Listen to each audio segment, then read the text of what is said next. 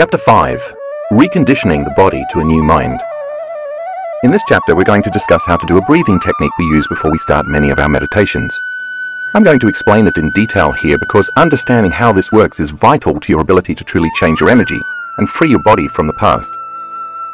As you'll see, the proper use of the breath is one of the keys to becoming supernatural. To get all the benefits of this technique, your knowledge of what you will be doing and why you will be doing it will serve as the foundation for the experience, and so will make the how easier for you, not to mention making the technique more effective.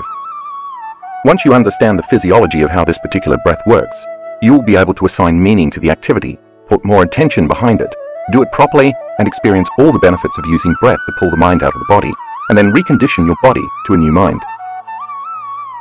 Before we start, I want to review the thinking-feeling loop we discussed in Chapter 2, because the concepts are central to the meditation in this chapter.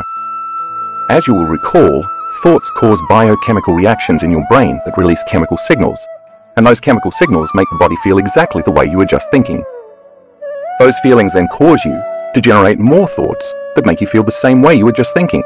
So your thoughts drive your feelings, and your feelings drive your thoughts, and eventually this loop hardwires your brain into the same patterns, which conditions your body into the past. And because emotions are a record of past experiences, if you can't think greater than how you feel, this thinking-feeling loop keeps you anchored to your past and creates a constant state of being. This is how the body becomes the mind, or, in time, how your thoughts run you and your feelings own you. So once your body becomes the mind of that emotion, your body is literally in the past. And since your body is your unconscious mind, it is so objective that it does not know the difference between the experience in your life that creates the emotion and the emotion you are creating by thought alone. Once you are caught in this thinking-feeling loop, the body believes it is living in the same past experience, 24 hours a day, 7 days a week, 365 days a year. The body believes it's in the same past experience because to the body, the emotion is literally the experience. Let's say you've had a few difficult experiences in your life that have branded you emotionally, and you've never got over the fear, bitterness, frustration, and resentment those experiences engendered. So every time you have an experience in your external environment that is similar in some way to what happened previously, the experience triggers you, and you feel the same emotions that you did at the time of the first event. Once you feel the same emotion you felt 30 years ago when the event initially occurred, it's quite possible that you will behave in the same way you did at that time, because those emotions are driving your conscious or unconscious thoughts and behaviors. Now those emotions have become so familiar to you that you believe that's who you are. By the time you're in your mid-30s, if you keep thinking, acting and feeling the same way without changing anything about yourself, the majority of who you are becomes a memorized set of automatic thoughts, reflexive emotional reactions, unconscious habits and behaviors, subconscious beliefs and perceptions, and routine familiar attitudes. In fact, 95% of who we are as adults is so habituated through repetition that the body has been programmed to be the mind, and the body, not the conscious mind, is running the show. That means that only about 5% of who we are is conscious, and the remaining 95% is a subconscious body-mind program. So in order to create something significantly different in our lives, we must find a way to pull the mind out of the body and change our state of being, which is exactly what the meditation I will teach you at the end of this chapter is designed to do. How energy gets stored in the body. Now let's look at how the thinking-feeling loop works in relation to the body's energy centers, especially the first three, the survival centers where it causes the most problems. That's because most people's thoughts and feelings activate those energy centers. As you'll remember from the previous chapter, each of the body's energy centers has its own individual energy, information, glands, hormones, chemistry, and neurocircuitry, and its own individual mini-brain or mind. Or really, each has a mind of its own. These mini-brains become programmed in the body to operate subconsciously through the autonomic nervous system. In this way, each center has its own energy and corresponding level of consciousness, and each is associated with specific emotions corresponding to that center. So let's say you think a thought such as, "My boss is unfair."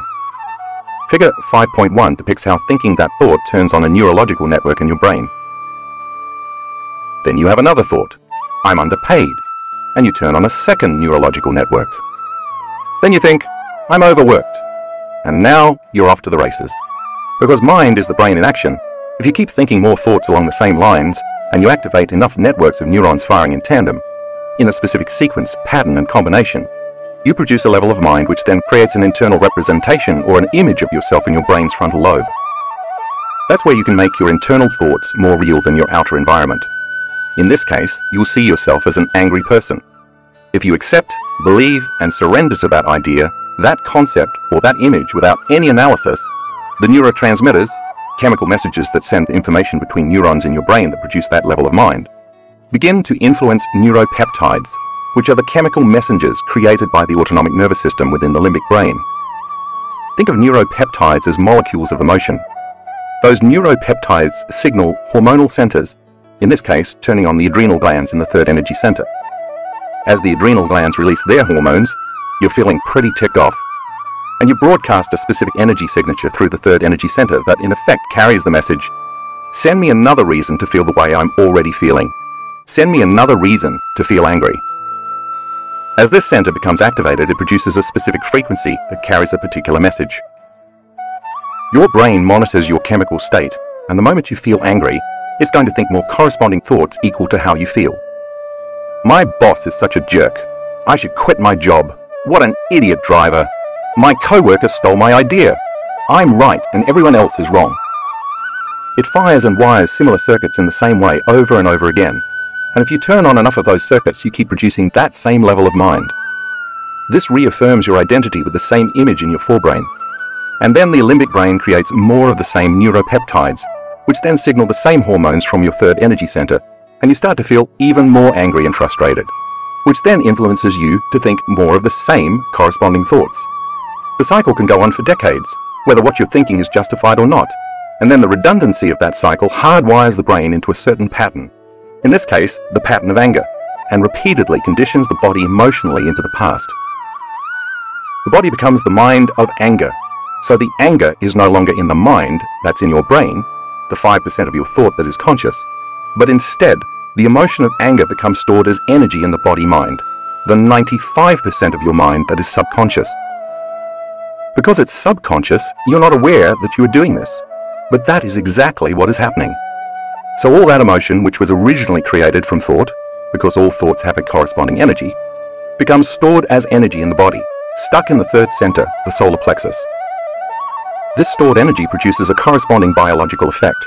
In this case, it could be adrenal fatigue, digestive problems, kidney issues, or a weakened immune system, not to mention other psychological effects like a short temper, impatience, frustration, or intolerance. Over the years, you keep producing the same thoughts that keep signaling the same feelings, and you continue hardwiring your brain into this very finite pattern. And in the same way, you keep reconditioning the body to become the mind of anger. Thus, an enormous amount of your creative energy is stored in the body's third energy center as anger, bitterness, frustration, intolerance, impatience, control, or hatred. What if, instead of feeling angry, you start having thoughts that make you feel victimized or guilty? Life is too hard. I'm a bad parent. I shouldn't have been so rude. Did I do something wrong? If you take a look at figure 5.2, you'll see that the same thing happens. Thinking those thoughts turns on a different network of neurons in your brain. If you fire and wire enough of those networks, you produce a different level of mind, and the brain creates the internal image of yourself that reaffirms your identity, in this case, as a guilty person. You start thinking, "God's going to punish me. Nobody loves me. I'm worthless." Once you accept, believe, and surrender to these guilty thoughts without any analysis, the neurotransmitters activating neural networks in your brain influence a different blend of neuropeptides, this time neuropeptides that are equal to those thoughts about feeling guilty. And then those neuropeptides signal a different hormonal center, in this case, the second center. And over time, as you recreate the same loop of thinking and feeling and thinking, you're going to begin to store your energy in the body in the second center. This begins to produce a biological effect. Since you feel guilt in your gut, you may start to feel nauseated or sick, or you may experience pain in this area of your body, along with emotions like suffering, unhappiness, or even sadness. If over time you keep feeling guilty, you think more guilty thoughts that fire and wire more neurons that signal more neuropeptides that cause the release of more hormones in the second center. As this happens, you continue to condition the body to become the mind of guilt and suffering, so you're storing more and more energy as emotion in the second center.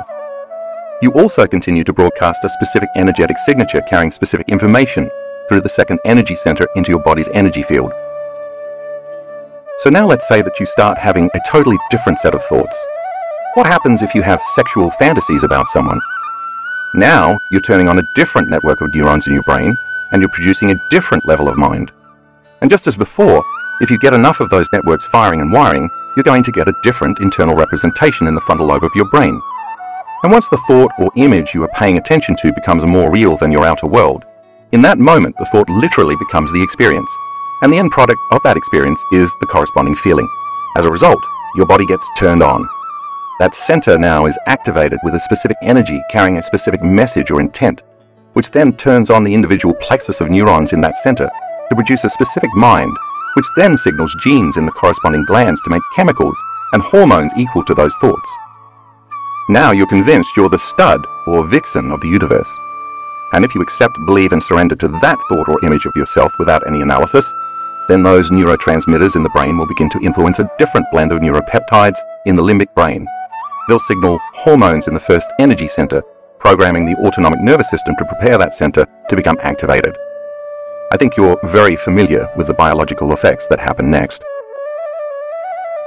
Those biological reactions will cause you to keep feeling a certain way, and you're going to think more corresponding thoughts equal to that feeling. And now you're storing energy in the first center, and you are broadcasting a vibrational signature carrying a specific message from that center into the energy field in your body. Your brain is monitoring how you are feeling, and you're going to generate even more corresponding thoughts. And the cycle continues. This is how the body responds to the mind and ultimately becomes the mind. So now you understand how your thoughts condition your body to become the mind of whatever emotion you're experiencing, and how, when that happens, you're storing more energy in the corresponding energy center for that emotion. The center where the majority of that energy gets stored is the one associated with the emotions you have been repeatedly experiencing. If you are overly lustful, overly sexed, or overly preoccupied with wanting to be seen by others as sexually desirable, your energy is stuck in your first center. If you experience an overabundance of guilt, sadness, fear, depression, shame, unworthiness, low self-esteem, suffering, and pain, your energy will become stuck in your second center. And if you have problems with anger, aggression, frustration, control issues, judgment, or self-importance, your energy is stuck in your third center. Hopefully, by now, you have done the Blessing of the Energy Centers meditation and have begun to experience how the energy in each of your centers is able to evolve from one center to the next, increasing its frequency as it moves up. In time, the body becomes the mind of that emotion, and once that energy as an emotion is stored, or more accurately, once it becomes trapped, in one or more of the lower energy centers, then the body is literally in the past. This means you no longer have energy available to create a new destiny. When that happens, your body becomes more matter and less energy because, as you have read, the first three centers, which are based on survival emotions, shrink the vital field of energy surrounding your body. To be clear, I'm not saying that you shouldn't ever have sex, enjoy food, or even feel stressed. What I am saying is that when you are out of balance, it's because these first three centers are out of balance. And imagine if all three of these survival centers become overstimulated all at once. You can easily see how your body's energy would diminish over time. When that happens, there's not much available energy for growth, repair, healing, creation, or even just returning to balance. By the same means, many people who feel out of balance may retreat from their lives and limit the amount of food they eat. By digesting less food, their body has more energy to balance itself. They may also abstain from sexual intercourse for a period of time to allow the body to restore itself. During their retreat, they will also remove themselves from the constant stimulation they normally receive from their environment, including their friends, kids, co-workers, appointments and schedules, job, computers, homes, and cell phones. This helps the body keep from reacting, consciously or unconsciously, to all those familiar elements in their outer world that they associate with thoughts and emotional memories from the past. The breath technique I'm about to teach you gives you a way to liberate that trapped energy that's stored in the first three centers so it can be free to flow to the brain, from whence it came. And when you use the breath to liberate those emotions, that energy becomes available for higher purposes. You'll have more energy to heal yourself, create a different life, manifest more wealth, or have a mystical experience, to name just a few possibilities. Those emotions that are stored in the body as energy will be transmuted into a different type of energy, carrying a different message through the elevated emotions of inspiration, freedom, unconditional love, and gratitude. It's the same energy, it's just locked up in the body. The breath is a way to pull the mind out of the body. You will be using your body as an instrument of consciousness to ascend your energy, turning those survival emotions into creative emotions. As you free your body from the chains of the past and liberate this energy, you have available energy to do the uncommon, to achieve the supernatural. The body as a magnet. Think about a magnet as you look at figure 5.3. Magnets, of course, have polarity. They each have a north pole and a south pole. One end has a positive charge, and the other end has a negative charge. The polarity between the ends of a magnet is what causes the magnet to produce an electromagnetic field. The stronger the polarity between the two poles, the larger the electromagnetic field the magnet produces. You can't see that electromagnetic field, but it exists, and it can be measured. The strength of a magnet's electromagnetic field can even influence matter. If you were to take tiny metal shavings and lay them on a piece of paper, put another piece of paper over the first piece of paper, and then set a magnet on top of that second piece of paper, those metal shavings would organize themselves within the magnet's electromagnetic field. The electromagnetic field of the magnet is powerful enough to affect material reality, even though the frequency of this field exists beyond your senses. Figure 5.4 illustrates this. The Earth is a magnet, and like any other magnet, it has a north pole and a south pole, as well as an electromagnetic field surrounding it. While this field itself is invisible, we're all familiar with one amazing way to see that it exists. The Earth's electromagnetic field deflects the sun's photons.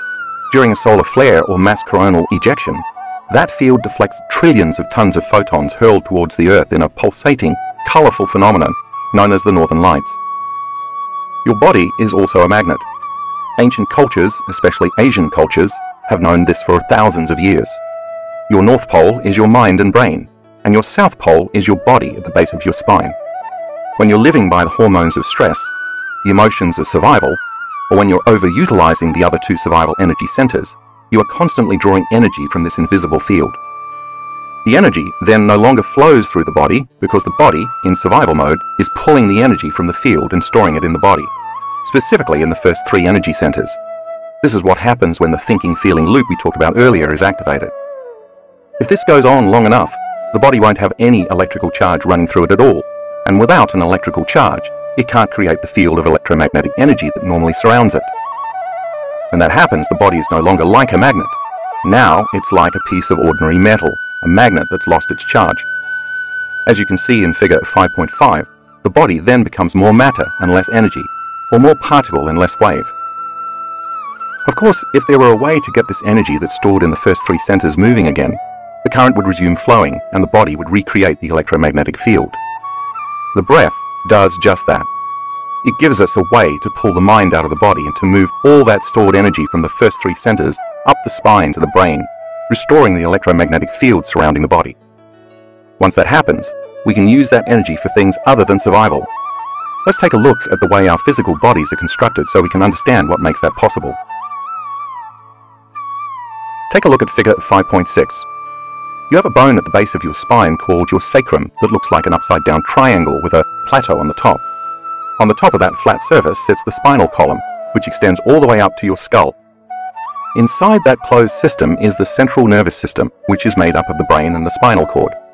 The spinal cord is actually an extension of your brain. The skull and the spinal column protect this most delicate system. The central nervous system is one of your body's most important systems because it controls and coordinates all the other systems in the body. Without the aid of the central nervous system, you couldn't digest your food, you couldn't void your bladder, you couldn't move your body, and your heart couldn't beat. You couldn't even blink your eyes without the nervous system. So you can think of the nervous system as the electrical wiring that runs the machine of your body. Inside this closed system is cerebrospinal fluid that's filtered from the blood in the brain. This fluid bathes the brain and the spinal cord, and it's responsible for giving the central nervous system buoyancy. It acts as a cushion to protect the brain and spinal cord from trauma, and it flows in various rivers and paths that transport nutrients and chemicals to different parts of the nervous system all over the body. By its very nature, this fluid acts as a conduit to enhance electrical charges in the nervous system. Now let's go back to your sacrum. Every time you inhale, that sacrum bone flexes back slightly, and every time you exhale, it flexes forward just a little bit. This is an extremely subtle movement, too subtle for you to notice even if you try, but it happens. And at the same time you inhale, the sutures of your skull, the joints between the individual plates of your skull, which fit together like pieces of a puzzle and give the skull a degree of flexibility, open up just slightly, and as you exhale, they close back up. Again, this is extremely subtle. You can't feel it happening. The movement of your sacrum back and forth as you slowly breathe in and out, along with the sutures of the skull opening and closing, propagates a wave within the fluid of this closed system, and it slowly pumps that cerebrospinal fluid up your spine all the way to the brain, passing through 4 chambers called cerebral aqueducts or ventricles. If you were to tag one molecule of cerebrospinal fluid and follow it from the base of your spine all the way up to your brain and then all the way back down to your sacrum, you'd see that it would take 12 hours to make a complete circuit. So in essence, you flush your brain twice a day. Check out figure 5.7 to see what that looks like. So think about what would happen if you contracted the intrinsic muscles of your perineum, your pelvic floor, the same muscles you use for intercourse and elimination, and you locked them down, and then while they were locked down, you next contracted the muscles of your lower abdomen, locking those muscles down, and then you did the same with the muscles of your upper abdomen. If you kept squeezing and contracting those muscles in your first 3 energy centers by contracting your core muscles, that fluid in your central nervous system would move up, as illustrated in figure 5.8. You'd be moving that cerebrospinal fluid in your central nervous system up your spine. Each time you tighten the muscles of those centers, the fluid would be forced upward. Now imagine you then placed your attention on the top of your head. Where you place your attention is where you place your energy. So if you put your attention at the top of your head, that would become your target for moving energy. Now think about taking one slow, steady breath through your nose, and at the same time, squeezing and holding the muscles of your perineum, then those of your lower abdomen, and then those of your upper abdomen, all while following your breath up your spine and through your chest, your throat and your brain, and all the way to the top of your head. Imagine that when you get to the top of your head, you hold your breath as you keep squeezing. You'd be pulling that cerebrospinal fluid all the way up toward your brain. That's significant because cerebrospinal fluid is made up of proteins and salts in solution, and the moment proteins and salts dissolve in solution, they become charged. If you take a charged molecule and accelerate it, as you would if you pulled that molecule up your spine, you create an inductance field. An inductance field is an invisible field of electromagnetic energy that moves in a circular motion in the direction that charged molecules are moving in. The more charged molecules you accelerate, the bigger and more powerful the inductance field. Take a look at figure 5.9 to see what an inductance field looks like. Think of the spinal cord as a fiber optic cable that acts as a two-way highway, simultaneously communicating information from the body to the brain and from the brain to the body. Every second, important information is relayed from your brain to your body, such as the desire to walk across the room or to scratch an itch. At the same instant, a lot of information from the body is carried up your spinal cord toward the brain, such as knowledge of where your body is in space, or the signal that you're hungry. Once you accelerate these charged molecules in one direction up the spine, the resulting inductance field will reverse the current of information flowing from the brain down through the body, and it will then draw energy from the lower 3 centers up the spine to the brain. Take a look at figure 5.10a to see how that works. Now there's a current running through the body in the central nervous system, just like a magnet, and as a result, the same kind of electromagnetic field of energy that surrounds a magnet surrounds the body, as you can see in figure 5.10b. The field of electromagnetic energy you've created is a 3-dimensional field, and as it moves, this energy creates a torsion field or a torus field. By the way, the shape of this electromagnetic field is a familiar pattern in the universe. This pattern shows up in the shape of an apple, as well as in the shape of a black hole in a distant galaxy. See figure 5.11. So now you understand that by doing this breathing technique, you're starting to stir up all this stored energy in a very big way. And if you do this technique correctly, and you do it enough times, you are going to wake up a sleeping dragon. Evolving the energy to the brain. Once this energy becomes activated, the sympathetic nervous system, a subsystem of your autonomic nervous system that arouses the brain and body in response to a threat in your outer environment, turns on, and energy begins to move up from the body's lower 3 energy centers to the brain. But instead of the body being aroused because of some external condition, you are turning on the sympathetic nervous system by passionately engaging the breath from within. As the sympathetic nervous system starts to merge with the parasympathetic nervous system, another subset of your autonomic nervous system that relaxes your brain and body, such as after a big meal, it is as if traveling energy from the lower centers is ejaculated into the brain. When this energy reaches the brainstem, a gate called the thalamic gate opens up, and all that energy is permitted to enter the brain. Once this energy that was initially stored in the body enters the brain produces gamma brainwave patterns. we've recorded many students producing gamma brainwaves during this breathing technique. Gamma brainwaves, which I call superconsciousness, are notable not only because they produce the highest amount of energy of all the brainwaves, but also because that energy comes from within the body instead of being released in reaction to a stimulus in the environment, the outer world. In contrast, the brain produces high-range beta brainwaves when the body releases stress hormones, allowing you to be super alert to danger in your environment. In beta, the outer world seems more real than your inner world, while gamma waves create a similar type of arousal in the brain, which then causes a heightened sense of awareness, consciousness, attention, and energy related to more creative, transcendental, or mystical experiences. The difference is that in gamma, whatever is happening in your inner world becomes much more real to you than many experiences you've had in your outer world. Take a look at figure 5.12 and review how similar beta and gamma brainwaves are.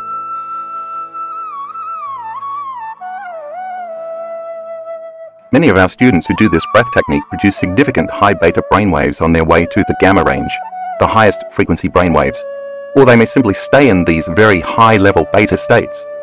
We're finding that being in the highest levels of beta can also signal that the person is paying more attention to their inner world than their outer world. In addition to seeing more energy in the brain after this breathing technique, we have also repeatedly observed more significant amounts of brain coherence. Take a look at graphics 6A and 6B in the color insert. You can see two students who have done the breath successfully. They have very high frequency beta brainwaves that transition to gamma brainwaves. Notice the high amplitudes of their brainwaves in gamma. The higher the amplitudes, the higher the energy in their brains. The students demonstrate 160 and 260 standard deviations above typical gamma brainwaves. To give you a reference, 3 standard deviations above normal is usually considered high. In graphics 6A, 4, you can also witness much more brain coherence after the breath. The red patterns in the brain show extremely high amounts of brain coherence in every measured brainwave state. As you do this powerful breathing technique, you are drawing the energy that's been stored in those lower 3 centers, the energy you use for orgasm and to make a baby, to digest a meal, to run from a predator, and instead of releasing it out into chemistry, you're going to draw it up your spine like you would draw fluid up a straw and release it into your brain. In fact, there's a tube of energy or light called the prana tube running along your spinal column. See figure 5.13. Prana is the Sanskrit word for life force. Yogis have known about this tube, which is not a physical structure but an energetic one, for thousands of years. This tube is considered etheric because of the electrical information in the spine that constantly moves through it. The more energy moves in the physical spinal cord, the more energy is created as light in this tube. And the more energy created in this tube, the more energy moves in the spine and the greater the expression of life. Sometimes when I teach this meditation, people will say to me, "I don't really feel my prana tube." Well, you don't really feel your left ear either until you put your attention on it, right? So when I ask you to contract your muscles and pull that energy up, you'll be pulling it up through the spine and creating a more powerful prana tube along your spinal cord. It's important to add here that this is not a passive breath. It's an extremely active, passionate process. Moving this stored energy that has been stored for years and years, maybe even decades, takes an act of intention and will. To evolve your limited survival emotions, as an alchemist turns base metals like lead into gold, you are taking self-limiting emotions like anger, frustration, guilt, suffering, grief, and fear, and turning them into elevated emotions, such as love, gratitude, and joy. Other elevated emotions to consider tapping into include inspiration, excitement, enthusiasm, fascination, awe, inspiration, wonder, appreciation, kindness, abundance, compassion, empowerment, nobility, honor, invincibility, uncompromising will, strength and freedom, not to mention divinity itself, being moved by the spirit, trusting in the unknown or in the mystic or the healer within you. Remember, evolving this energy takes a level of intensity that is greater than the body as the mind, greater than your addiction to any survival emotion. You must be inspired to become more energy than matter, using your body as an instrument of consciousness to ascend your energy. So don't let your body be your mind. Remember that you are liberating your stuck energy, turning guilt or suffering or anger or aggression into pure energy. And as the body liberates that energy, you're freeing yourself, and you will feel overjoyed, in love with life, and inspired to be alive. As you pull this energy up the spine in this meditation, you'll follow your breath all the way to the top of your head. When it gets there, I want you to hold your breath while you keep squeezing those muscles in your perineum and your abdomen. When you do that, you increase the pressure inside your spinal cord and spinal column. That pressure, called intrathecal pressure, is inside a closed system. It's the same pressure you exert when you take a breath and lift something heavy. You're pushing against your insides. But in this breath, you'll be very specifically directing all that pressure, all that energy, and all that spinal fluid up your spine and into your brain. When that pressurized fluid reaches the back of your brainstem, all of a sudden the lower brain centers like the brainstem, cerebellum, and limbic brain open up to this energy through a cluster of nuclei called the reticular formation. That energy then passes through the thalamic gate up to the thalamus, the part of the brain that relays signals from the sensory receptors, located in the midbrain, which serves as a junction box. Next, all of that stored energy moves directly into your higher brain center, the neocortex. That's when gamma waves begin to occur. When the energy reaches the thalamus, it is also relayed to the pineal gland, and something amazing happens. That gland releases some very powerful elixirs, one of which anesthetizes the analytical mind and thinking brain. See figure 5.14, which shows the thalamus, the reticular formation, the thalamic gate, and the moment of energy hitting the higher brain centers. We'll talk more about the pineal gland in a later chapter, but for right now, know that when that happens, it's like an orgasm in your head. This is a very powerful energy that is being called the movement of the Kundalini. I personally don't like to use that word because it may conjure up opinions or beliefs from a limited understanding of this energy that may discourage some people from doing the breath. But I do want you to understand that this is the energy you are evoking with this breath. If you look at graphic 6b4 in the color insert, you can see the area surrounding the pineal gland is quite active at the student producing gamma brainwaves. Look at the blue arrows. The red area suggests the activation of energy in the pineal gland, as well as a region of the limbic brain associated with strong emotions and formation of new memories. Graphic 6b5 is a three-dimensional picture of the same student's brain. Once again, the pineal area shows a significant amount of energy coming from inside the brain. Embracing elevated emotions. You've just read how the breathing exercise in this chapter pulls the mind out of the body as it liberates stored energy from the first three energy centers, the centers of survival. Once you do that, it's time to recondition the body to a new mind, the second part of the meditation, which involves attaining elevated emotional states. I want to clarify here why embracing elevated emotions is so powerful. As you've learned from our discussion about genes in the second chapter, we now know that it's the environment that signals the gene, not the other way around. If an emotion is the end product of an experience in the environment, it is the emotion that turns gene expression on or off. When you embrace these elevated emotions in this meditation, what you are actually doing is signaling your genes ahead of the environment. The body doesn't know the difference between an emotion created by an experience you are having in the outside environment and an experience you are creating internally by embracing this new elevated emotion. So when you embrace that elevated emotion and think thoughts that are greater than the self-limiting ones that kept you stuck in the past, your body begins to prepare chemically for the future, because it thinks that future is happening now.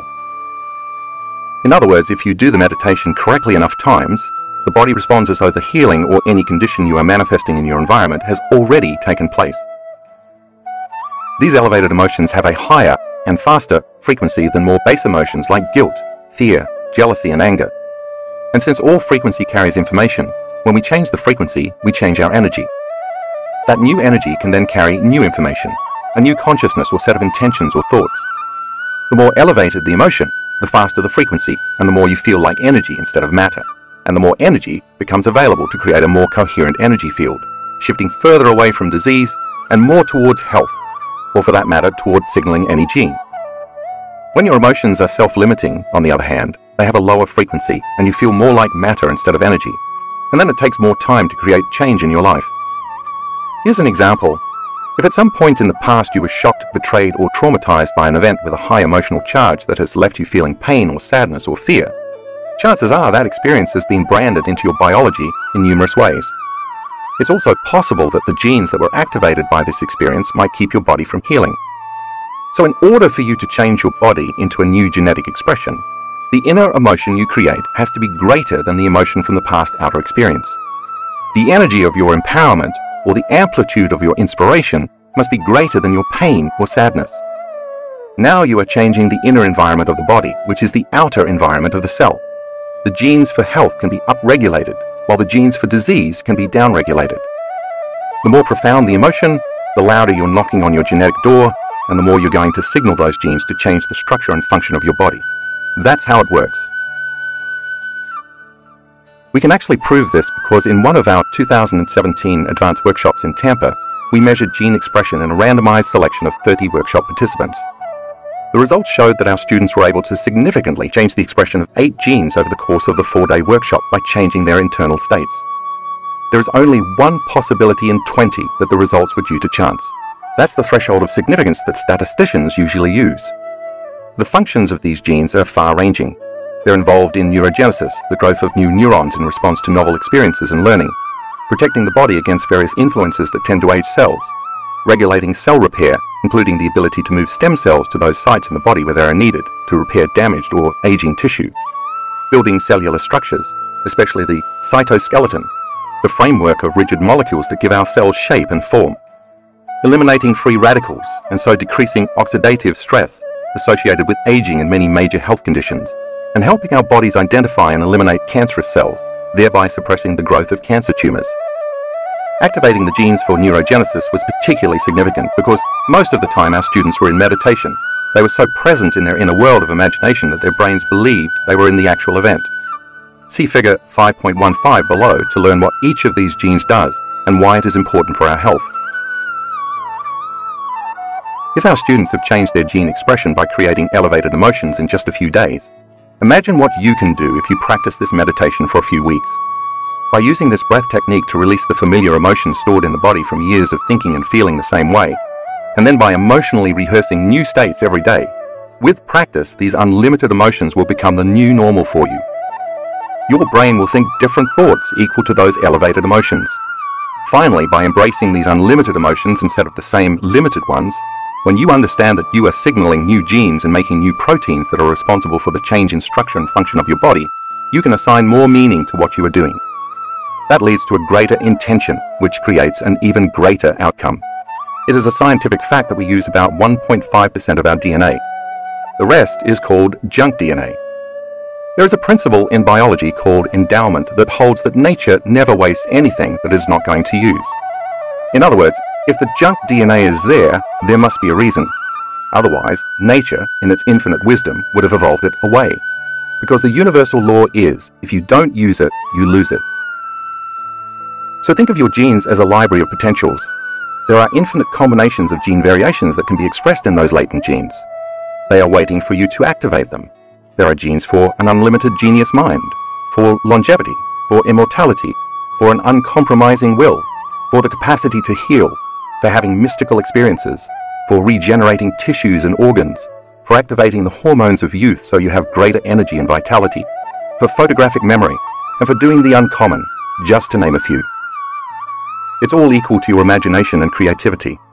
As you signal any of those genes ahead of the environment, your body will express a greater potential by expressing new genes to make new proteins for a greater expression of life. So when I ask you to feel certain elevated emotions, when you recondition the body to a new mind, know that as you embrace each emotion, you are knocking on your own genetic door. So I invite you to surrender to the process and fully engage in the experience. Reconditioning the body to a new mind meditation. Before we start the formal meditation, we're going to do some practice sessions. They build on several individual instructions so you can learn this step by step. Once you've mastered each individual step, we can put it all together. So let's start by sitting up straight in a chair and putting both feet flat on the floor, or sitting on the floor in the lotus cross-leg position with a pillow under your buttocks. Place your hands uncrossed in your lap. If you like, you can close your eyes. When you're ready to begin, lift up your perineum, your pelvic floor, the same muscles that you use for intercourse and elimination. Do not hold your breath as you do this. Breathe normally. Squeeze those muscles as tightly as you can and hold for 5 seconds. Then let go and relax. Do it again and hold it for the same amount of time. Do it a third time, holding it for about 5 seconds and then relax again. I want you to gain conscious control over these muscles because you are going to be using them in a different way.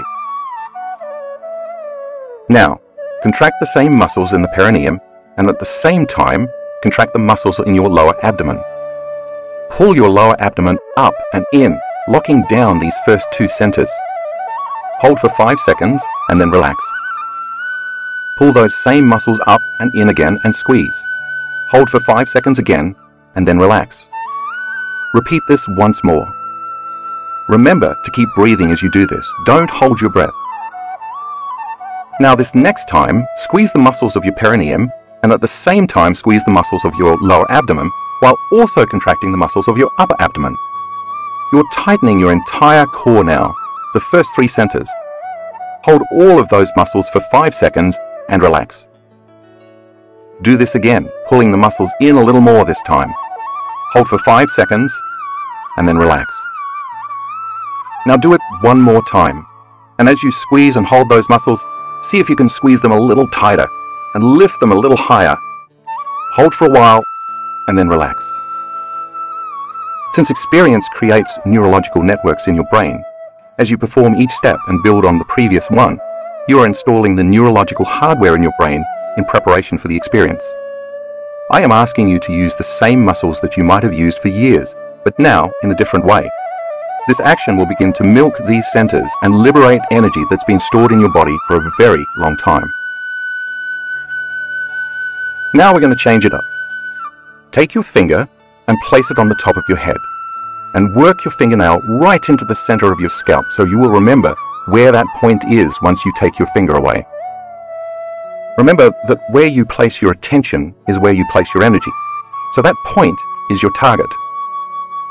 Put your hands back in your lap, and without contracting any muscles yet, take one slow, steady breath through your nose.